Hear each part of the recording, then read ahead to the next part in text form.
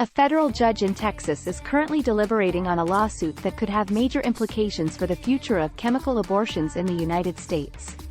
The case centers on mifepristone, the first of 2 drugs taken to induce abortion, which was approved by the FDA in 2000.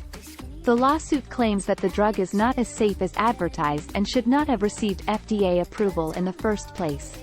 Chemical abortions currently account for over 50% of all abortions in the U.S., and the FDA recently expanded access to the 2-part at-home pill regimen, allowing doctors to prescribe it via telehealth appointments and for women to receive the abortion-inducing pills through the mail.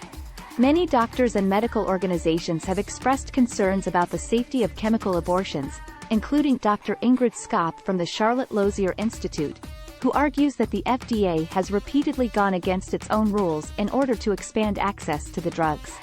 Skop points out that the drug was initially approved under a category called Subpart H, which is for drugs that treat life-threatening illnesses.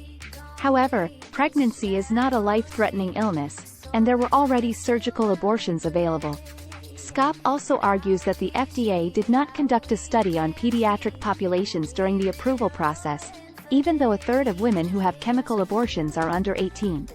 She claims that women who take abortion-inducing pills are not adequately prepared for the process, which can be very difficult and painful.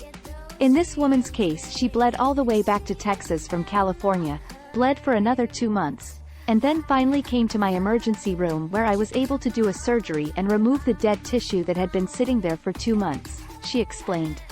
Abortion advocates in some states have filed lawsuits claiming that federal rules should prevail when it comes to setting drug standards, but others are pursuing laws that would either ban the sale of these abortion-inducing pills or stop women from accessing them without first visiting a doctor in person.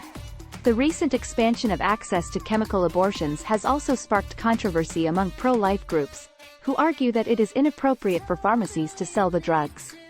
Brent Leatherwood from the Ethics and Religious Liberty Commission stated that a pharmacy should be about care and helping to extend life, not to end it. Overall, the issue of chemical abortions is highly contentious and likely to continue to be the subject of legal battles and political debate in the years to come.